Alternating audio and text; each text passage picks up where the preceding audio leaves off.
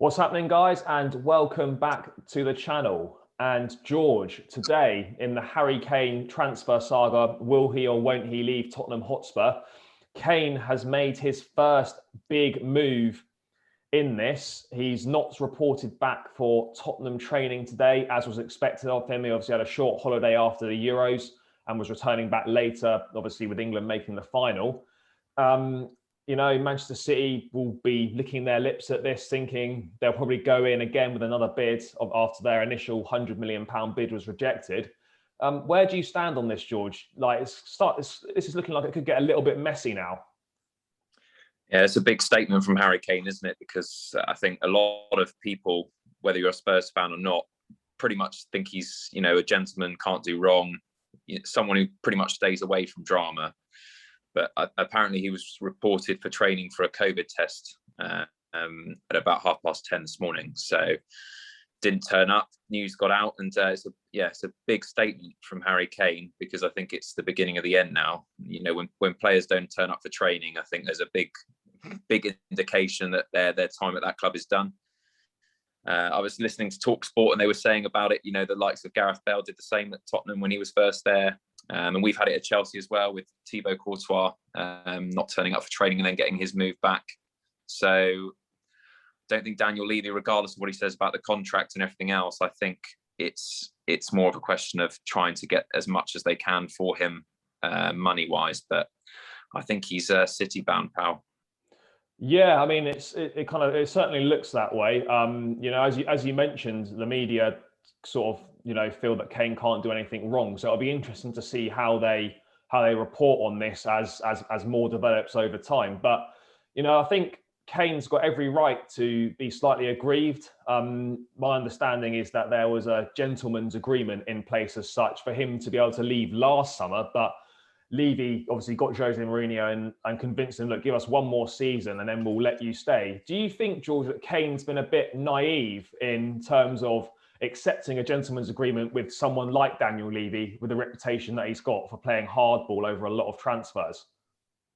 Yeah, I mean, it was never going to be easy. I remember Harry Kane saying that he wanted this to be finished before the start of the Euros, which was just always going to be impossible for a player of that magnitude. I mean, they're going to take it right to the wire. And I really do believe that Daniel Levy honestly probably gave that promise thinking that he had a trophy because of Jose Mourinho's record, was almost convinced that this was going to be the change of where they get a trophy.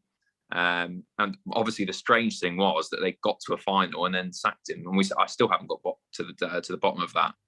But, they ended up not winning that League Cup final. And since then it's been, a question of when, not if, for Harry Kane.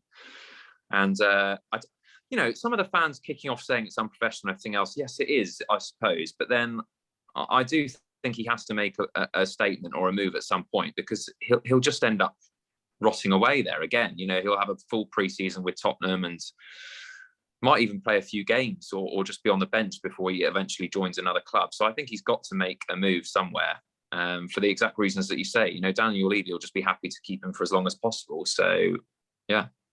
And George, with the season obviously kicking off in literally just under 2 weeks' time now, we're very, very close. Where do you see this saga stepping next? I mean, Spurs have got their first game weekend of August 14th, 15th. Do we expect it to be resolved by then? I really don't know at this point. I mean, I think we both agreed that this would go right till probably when the season's already started and won't be finished until then. I mean, this has probably sped things up in the sense that if he's not going to come back for training, then he's not going to be able to feature for Tottenham's matches, I would assume. But that doesn't necessarily mean that he won't be at Tottenham Hotspur come the start of the Premier League season. I think from a business point of view, Daniel Levy will probably want it to go right till deadline day to then, get other clubs bidding, rise the price up. But for Harry Kane, I think he's just like Jack Grealish. I think he's just desperate to get in there and get away. And I don't think any Tottenham fans or even fans from the outside can say that, the time is not right for Harry Kane to move on. He's done everything he can at Tottenham Hotspur. They haven't won a trophy and they need to honour that agreement. Yeah, I don't think any Spurs fans or football fans in general begrudge Harry Kane wanting to move on. He's given outstanding service to Tottenham. The trophies haven't arrived for a number of reasons that, you know, we don't need to go into now. But George, you know, if they do try and extend this and take it right up to deadline day, is there a danger for Spurs of actually harming themselves with, you know, not having ample time to bring in replacements and spend that Harry Kane money? Yeah, and we've seen it happen from them before, where they've spent a lot of money that they got for Gareth Bale on a kind of squad approach, and 20-30 million pounds here and there to try and reboot the squad, and it just ended up horrifically poorly. So I think they've got serious concerns. I mean, even now, even if they sold Kane today, I really don't know who they can attract. I mean, he is irreplaceable. They are not going to be able to get the same quality striker at Tottenham Hotspur. So therefore, I think they're in real trouble of that. Once they sell him, I think they're in real trouble of who they can get in of a quality who's going to do what Harry Kane does for Tottenham. They just can't. So yeah, big problems at Tottenham Hotspur. Yeah, I think it will certainly require, you know, a change of approach, perhaps going for a more squad-based game, not being so reliant on a single individual. And it could also see the likes of Son become even more important to Tottenham now moving forwards. But George, I just wanted to take to finish up, just to come back to an earlier point about how this has been portrayed in the media. You know, I mean, early reports and stuff, like, it seems all very kind of nicey nice as such. Do you think there's a double standard in the media in terms of which player it is? Because, you know, from my point of view, if this was Paul Pogba, for example, he'd be getting absolutely battered. So do you think Harry Kane and perhaps other players are treated differently because of who they are, because of, you know, how they conduct themselves, etc.? Because let's face it, if it was someone else, as I mentioned, Paul Pogba, the reaction to this would be completely different. Yeah, and I think that's fair. And that's a fair comment. And I think that, you know, the media, they've got a business to run as well, and they've got to sell newspapers and articles, and they know the types of players that, if a story comes up, are going to, you know, create more discussions and more heat than other players. And Harry Kane hasn't really stepped out of line in his career that I'm aware of. Whether it's someone like a Paul Pogba, as you've mentioned, you know, as soon as if he's at a party, if he's at late night out, or whatever it happens to be, you know that's going to get more headlines, and that's just the way it goes in the modern day, unfortunately.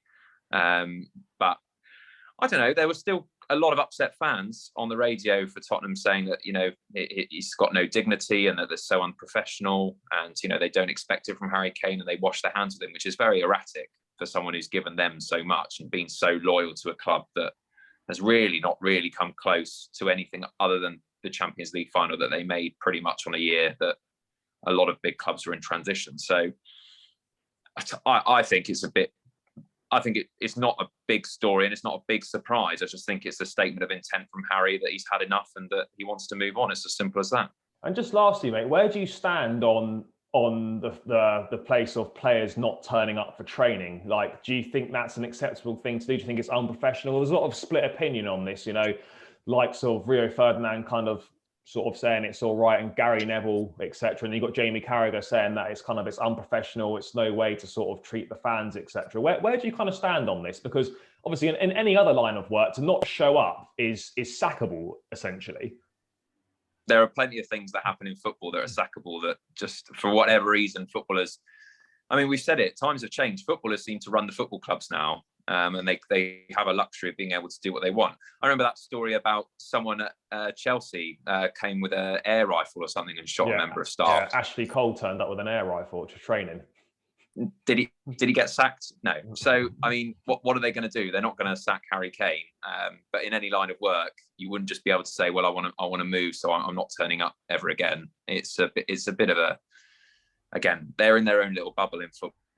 And, you know, you just get away with these things. So I don't think it's acceptable from a professional point of view, but from a personal point of view for Harry Kane, I feel like he has no other option because of the board, the chairman that he's dealing with in particular. And yeah, in terms of wanting to go, I think he has to just put that line in the sand and say, look, I'm not reporting for training anymore until this move's done.